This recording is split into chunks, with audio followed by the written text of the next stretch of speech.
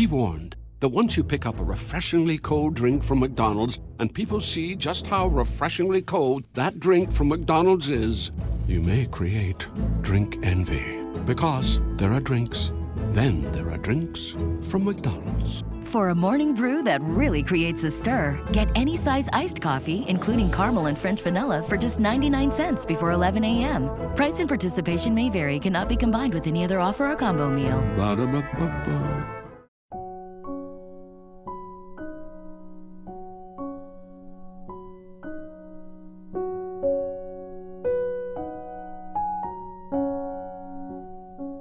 Hello, and welcome back to Story Collider's Stories of COVID-19 series. This is part 1 of episode 3 on the theme of adaptation. Pretty much everyone in the world has had to adapt some aspect of their lives in response to the COVID-19 pandemic. Some of us a lot more than others.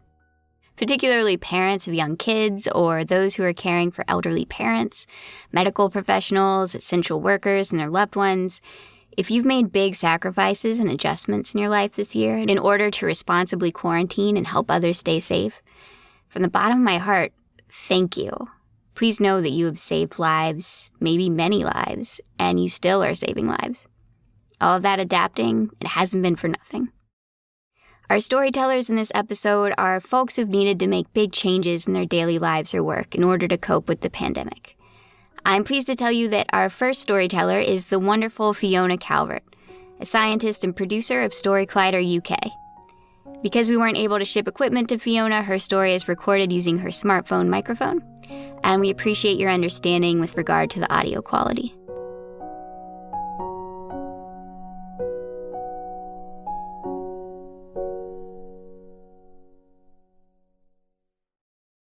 I tap my pass on the security system of the doors to my new office, and they slide open, and I bound my way up the stairs to the second set of doors. And this is the second week of my first post-PhD job, and I finally feel like I've found something that I love. And as I get to the top of that second set of stairs, something catches my eye, and this feeling of excitement almost comes over me. Hand sanitizer.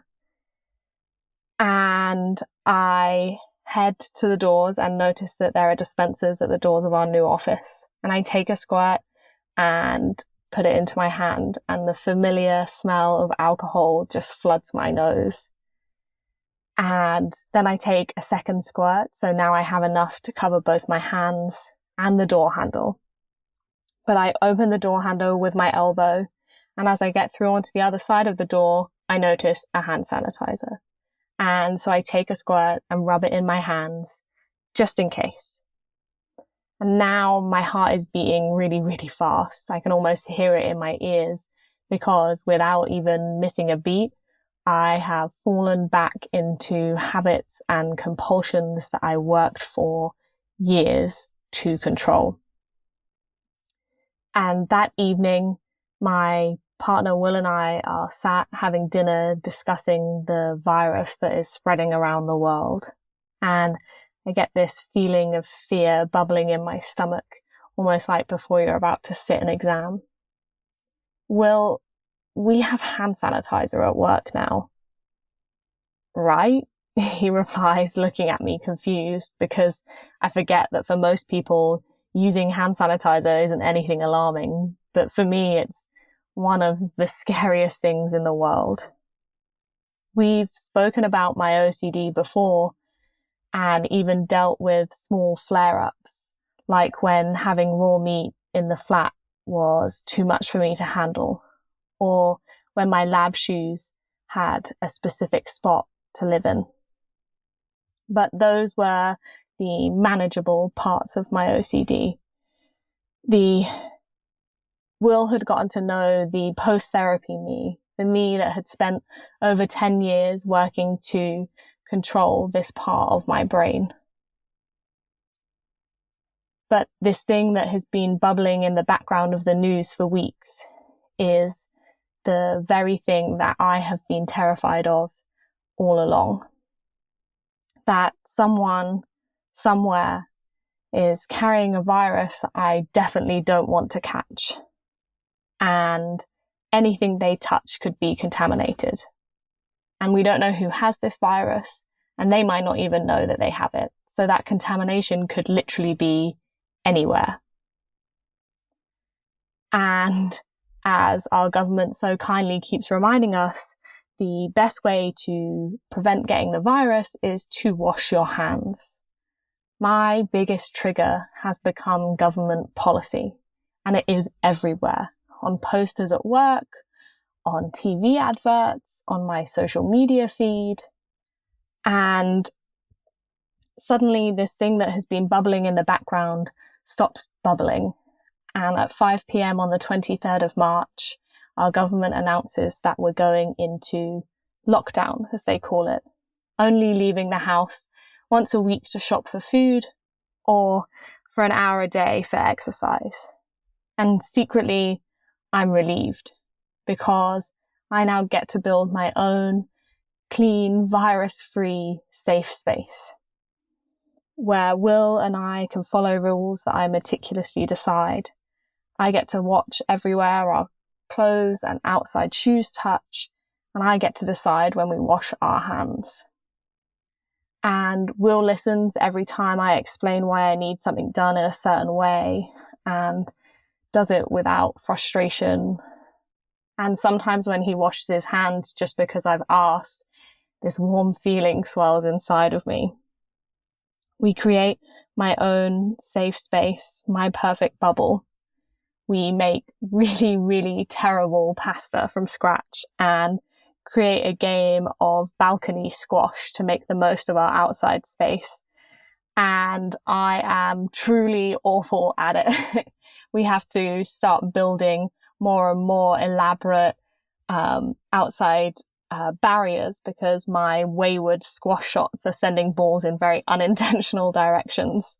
And in those moments of absolute belly laughter, where we're bringing in more obscure items to build our court, I almost forget that there's a virus. But Will doesn't know that even though he washes his hands just because I've asked, sometimes I watch him as he moves around our kitchen, and I watch to see where his loose-fitting t-shirt touches. And then I watch to see if his hand touches that same bit of loose-fitting t-shirt that might have touched something from the outside. And he doesn't know that even though sometimes I ask him to wash his hands because I've spotted something, sometimes I don't, and I just sit in that fear, consumed by it, unable to have any other feelings outside of that fear. But I know I have the techniques to get through this. I watch the government briefing every single day, and for a while nothing changes. But then the numbers of cases start to drop, and suddenly the conversations start to change. Rumours start swirling in the news about how we might ease restrictions and what we might be able to do first. And at 5 p.m. one evening, the government announces what I've been dreading, the start of our return to this new normal. We can start to meet people outside, just one person from outside of our household, only outside, and socially distanced. And as soon as they announce it, that fear pit in my stomach starts to build again. And I try and pause to give Will time to process this new information before I panic. But that feeling is building in my stomach, and the tears are rolling down my cheeks because I am terrified of catching this virus. In part because I'm terrified of dying, but I think mainly because I'm scared that if I catch this, it's because I haven't been careful enough. I haven't been clean enough. I haven't washed my hands enough. And that panic is starting to set in as I imagine all the ways we're going to be catching the virus when we go outside. And Will brings me in for a hug, and I get to stay in that safe space for a little while longer. And he tells me that it's okay. He's happy to keep things just the way they are for now. But as a couple of weeks pass, the conversations start about Will seeing a friend. And the thought of it absolutely terrifies me. I cry pretty much every time we talk about it. because of that pit of fear in my stomach, but also because of this overwhelming sense of guilt that I have. Because even though this situation has almost been perfect for me, I know it hasn't for Will. He needs to go outside and he needs to see people. Just because I have to live in my brain doesn't mean that he does. He would really love to play tennis, but we both agree that that is a step too far. So he'll meet that same friend for a socially distanced walk. And I cry before he leaves, and I cry while he's gone. But before he goes, he's so patient and he explains exactly how he'll keep himself safe. He'll keep more than 2 meters apart. He will go only somewhere quiet. He'll make sure his friend knows that we're sticking to the rules very strictly, so the boundaries are set. But I still cry the whole time he's gone, and I cry when he gets back. He washes his hands immediately, takes off his clothes and puts them in the wash, washes his hands again, and jumps in the shower. But I don't have the capacity for social niceties, and so I interrogate him while he's in the shower. Where did you go? Who else was there? Was it busy? Did you stay 2 meters apart? Did you anti-back? Did you accidentally brush against anything? Are you sure? And Will brings me in for a hug as he gets out of the shower.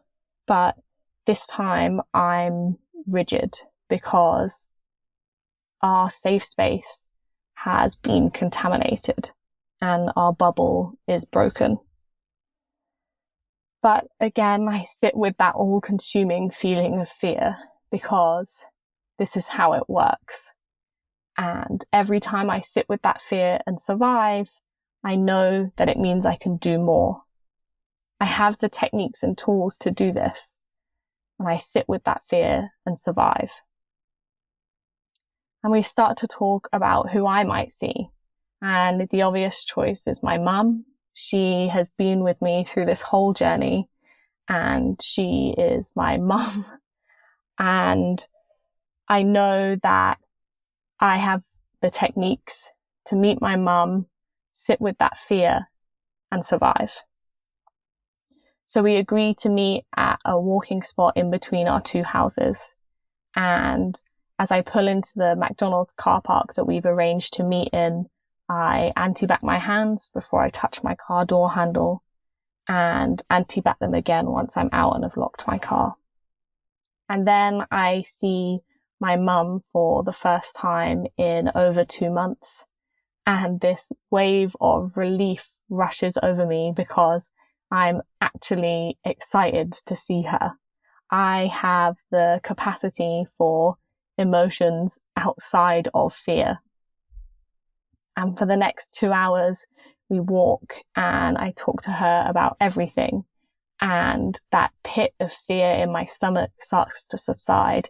And I think that I can do this. I'm going to survive this. And then we get to our cars to say goodbye. And my mum looks at me as if she wants to go in for a hug. And I know that she knows we can't. She gives me this knowing smile. But by that point, I'm already looking at her hand, which is on the strap of her handbag. And I remember being on the walk and her handbag brushing past a bush. And I think, what if someone with the virus coughed on that bush or touched that bush, and now that bush is contaminated, and suddenly the virus is on her handbag and now it's on her hands. And I notice as her hands move to adjust her top and the virus is on her top. And then her hand moves and brushes past her trousers, and I watch as the virus spreads around her body. I get into my car and I anti-back my hands, and then I anti-back my own bag just in case. I anti-back my keys. I cover my hands in more anti-back so I can cover the steering wheel this time. And then I notice my hair, my long hair that's been down on this windy day on this walk. And I worry, what if my hair has touched that same bush? And suddenly I notice everywhere my hair touches, my skin, my clothes, my car, and my whole world has become consumed by this contamination. I cannot sit with this fear. I don't know how to get myself out of this moment of fear. It swallowed me. And if I can't sit with this fear with my mum, how am I ever going to go to work or sit in a car that isn't mine or hang out with my friends after all of these years of work and therapy, and I cannot even hug my own mum?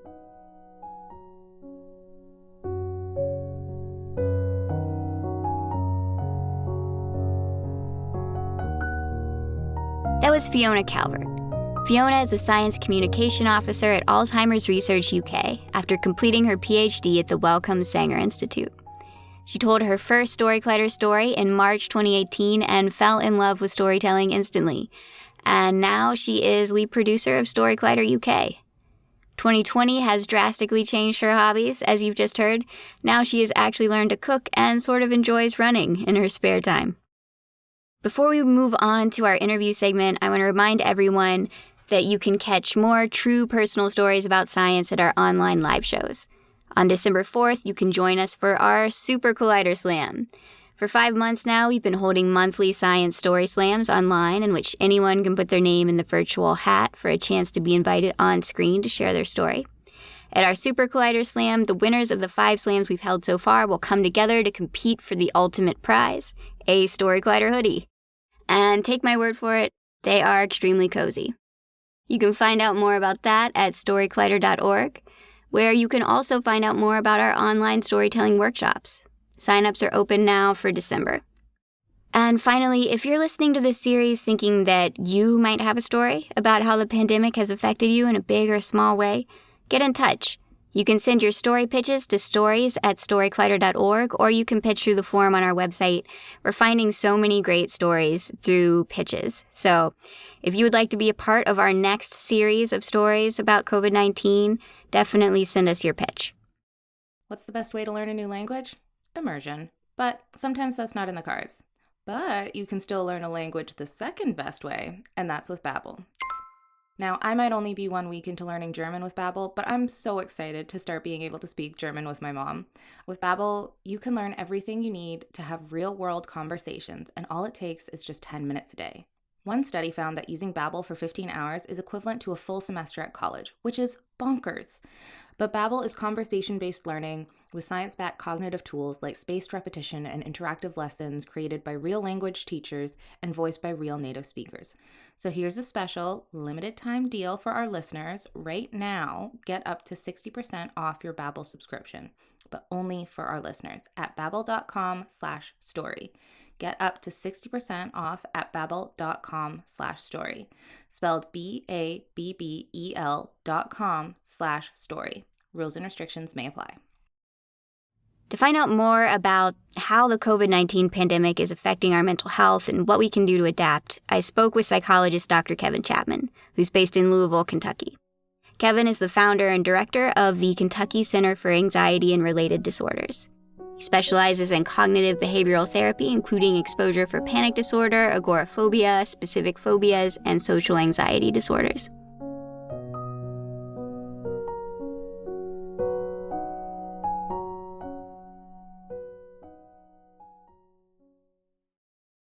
Welcome, Dr. Chapman.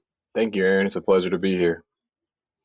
So as part of this series, we have a lot of stories that center around mental health during COVID. We have some stories from folks who have mental health struggles outside of COVID that are sort of complicated or deepened by their experience of COVID. And so as a psychologist who specializes in anxiety disorders, I'm wondering, what impact do you think this is happening on all of us in terms of our mental health right now? You know, ultimately, when I think about the impact of COVID, I think about a very important construct that we know intimately with anxiety and related disorders, Aaron, and that's what we call uncertainty. And with COVID has triggered an immense amount of uncertainty, and uncertainty in and of itself, though not dangerous, is most certainly uncomfortable.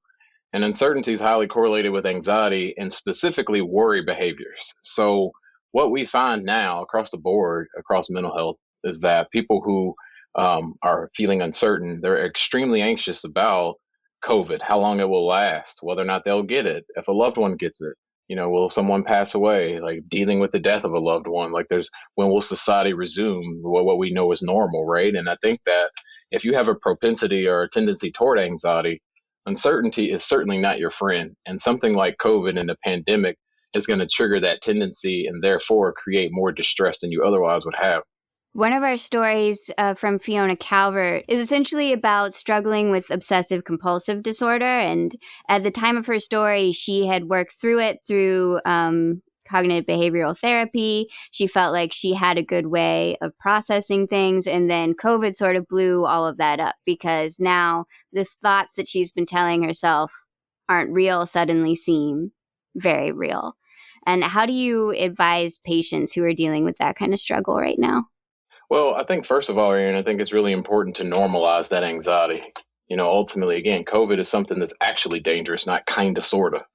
So when we think about something like COVID and pandemics, there's an actually realistic threat there. There is parameters from CDC guidelines for a reason. And despite whether or not you're concerned about it, other people around you, right, are maybe more susceptible than you. And therefore, you have to take precautions. So having to take those precautions inevitably is going to lead to more uncertainty and most certainly more anxiety. And in this specific instance, with OCD, if I'm experiencing intrusive thoughts already, especially if it's about something like being contaminated or in some senses, harm obsessions, where I think that I might hurt somebody else and I'm not that concerned about me, but I'm concerned about others, then COVID's going to trigger all of that. So it's really interesting because, many times when I'm working with somebody with OCD, we get them to do things, Aaron, that they ordinarily wouldn't want to do, right? They have to touch quote unquote dirty countertops. They have to touch door handles. They have to not check, and they can't go back and see whether or not they hurt somebody if they have like harm OCD in a car, for example. But with COVID, we have to be very flexible and we have to be very prudent about how we tell a client and advise a client to proceed. Why? Because there's actual threat. There are things that could happen. So we have to be very creative in how we navigate. So the first piece, like I said a second ago, is the importance of recognizing that it's normal to be anxious about something like COVID, so don't judge that. So take a non-judgmental stance. And I think secondly, navigating that distress is still super important. It's just a matter of being flexible in how we do it. So we don't throw the baby out with the bathwater, so to speak. We still need to confront things and deal with the intrusive thoughts and the rituals, but we do so in a manner that's going to be safe. How do you tell the difference between what's an intrusive thought and compulsive behavior and what's normal worry and normal precaution? It's interesting, Aaron. That's an excellent question. I oftentimes talk to people about what we call normal worry. And in many ways, the difference between an intrusive thought and normal worry is that worry by definition is what we call a futile, keyword, futile attempt of problem solving future events by generating multiple negative outcomes. So worry, though it seems seductively helpful, always backfires and maintains anxiety. So normal worry is really not that helpful. What most people would call normal worry, we never say because we sound way too nerdy, and that's what we call conceptual planning. Who would say that? So for the sake of contrasting normal worry with intrusive thoughts, it's a matter of subjective distress and impairment. If I find myself preoccupied for an extended period of time, say more than an hour a day, more days than not, then that tends to get into more of the impairing and debilitating form of normal versus chronic worry and obsession. So if it's taking more time than ordinary, if it's taking more time than not during a day, and it occurs more days than not throughout the week, then that's a problem. So what is your advice for how to cope with the anxiety that we're dealing with right now? It's a great one. I think that in many ways, to summarize what I'd say in a nutshell, I'd like to give people practical tips, Aaron. And I think that, when COVID first hit, I developed the CBT acronym to kind of describe how to deal with it. And I called it FIGHT, COVID. And the FIGHT is an acronym that just really addresses practical strategies that we can use to navigate all this together, because we're in this together. So when I think about FIGHT, the F is focusing on what I can control. That's so important. Being present. Though I'm not sure and I'm uncertain about how long COVID will last, I'm able to control what's happening in this present moment, this bowl of oatmeal or this biscuit that I ate this morning or whatever it might be. That's all that's important in this moment. It's focusing on what I personally can control. And what I can control is this moment in time. So being very mindful and using mindfulness-based techniques, which are very effective, as you know already, Aaron. The I is identify negative thoughts. Negative thoughts fuel the fire to strong emotions, right?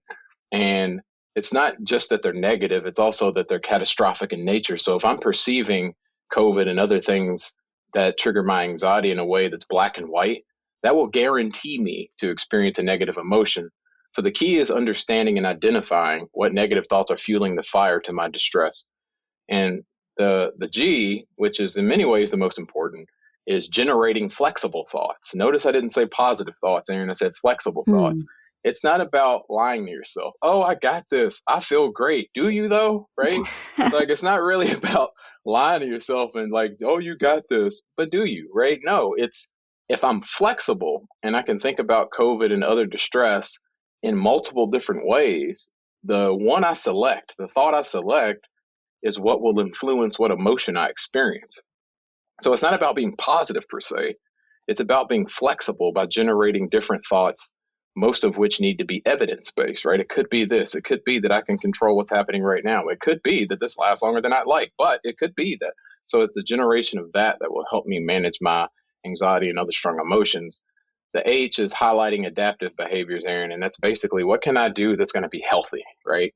Can I go to a yoga class? Can I help somebody down the street who needs groceries? Can I, right, call my local so-and-sos and help them through, working through a situation? It's highlighting a behavior that's going to be healthy for me and my community. And then finally, T, teaching somebody else the same thing. We're in this together, and it's, if we do this in isolation, we're going to have more anxiety. So we need to buddy up with someone and teach them the same strategies and be held accountable. Yeah, that was going to be my next question, because I feel like everyone out there is either struggling with their mental health themselves, or they know somebody close to them in their lives who's struggling with their mental health, or both. So I was wondering, how can we help other people in our lives right now?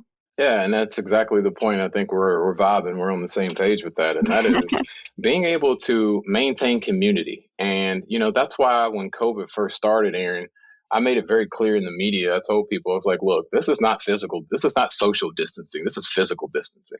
And I think psychologically, there's a very important distinction there, because though being physically close to someone could be problematic, we still need to be social. And I can't tell you, right, how many Zoom meetings have you and I been on with with other people. As a result, we've had to be creative in how we do that. So making sure I schedule time, right, FaceTime, literally pun intended, or other methods to interact with someone, scheduling phone calls, scheduling face-to-face telehealth visits and things like that, essential. Even I have clients who do things like play Among Us on like a video platform. Like, how fun is that, right? So just being able to be creative and innovative in how we socialize is so incredibly important. And also, we know from research, Aaron, that of course social interaction is going to facilitate the expression of positive emotions, right? So it decreases things like social anxiety and increases positive expression of emotion, because you laugh, you express joy, you do those things when you're in the company of other people. Can we get the same type of positive emotions from social interactions that are taking place over Zoom versus in real life? Absolutely. I think that there's going to be an increased intensity of those positive emotions when you're physically present, right? Touching is important. Being close to someone is important, but on a continuum, the next best thing is absolutely being able to do it on a screen. I mean, just think about like people that you want to see and you haven't been able to. If you see them even on a video platform, that's going to create a lot of strong emotions that would not or otherwise be present if I didn't see them at all. So it's when in doubt, see someone on camera and on video, because it definitely is going to lead to positive expression of emotion. Yeah, I find that I always put off scheduling the Zooms, but once I actually do them, I do feel a lot better afterwards. Yep, absolutely true. You too. Me too. It's kind of like work. It's kind of like working out, right? Yeah. Like, right, Aaron? It's like, oh, I don't feel like doing it. Said, like, whoever feels like working out. I mean, sometimes I do, I guess. But ultimately, we know that the payout is when I'm done with it. And it's the same concept with scheduling these Zooms, like not another Zoom, but you're so glad you did afterward. Totally. So one of the things that Fiona expresses at the end of her story is that she is not sure how she is going to re-enter the world after COVID ends, because she feels so set back in her process with her obsessive compulsive disorder. Do you think that is going to be a struggle for a lot of people when things open back up fully? I do. I do. And I think that, two separate people, but like with Fiona, it's like if someone who is already in the throes of treatment and they're saying that they think it'd be much more difficult for them to reenter, well, I think there's some truth to that, because it's almost like saying you're creating new exposure exercises, like, right? Because exposure is a component of OCD treatment. So it's like saying I have to relearn some situations and have new rules when I reenter. So naturally, that anxiety is also normal, because none of us know what those rules are going to be and what that looks like. So if someone's working with a clinician, I think that though it will be uncomfortable and anxiety provoking, I would encourage, even with Fiona, I think it's not going to be as bad as they think it will be. But I definitely think that the anxiety that they have about it is certainly something to consider, but it's something they definitely would be able to navigate, because our brains are very powerful. And I think that those pathways and those associations that have already been created are going to be so extremely helpful and be triggered when Fiona starts to re-enter, and other people as well. So I do think that it will be more difficult, but I definitely know for a fact, and I'm certain, that it will be possible. That's good to hear. Thank you so much, Dr. Chapman. I really appreciate it. Oh, Aaron, absolutely. I enjoyed it, and I thank you for having me on.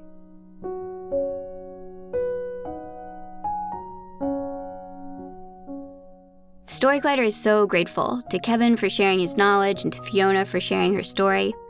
Story Collider is also grateful for the support of Science Sandbox, a Simons Foundation initiative dedicated to engaging everyone with the process of science. This podcast series is produced by me, Erin Barker, with assistance from Story Collider's Deputy Director Nissa Greenberg and Senior Podcast Editor Jun Chen. Special thanks goes out to Story Collider's board, our operations manager Lindsay Cooper, and our new interim executive director Leslie Griesbach-Schultz, without whom none of this would be possible. The story featured in the first part of this episode was produced by me, Erin Barker. The theme music is by Eva Gertz of the Fulton Street Music Group. Stay tuned for 2 more stories in part 2 of Adaptation on Monday. Until then, this is Story Collider signing off. Stay safe, wash your hands, wear a mask, love each other. Thanks for listening. And thank you for adapting to make your community a safer place.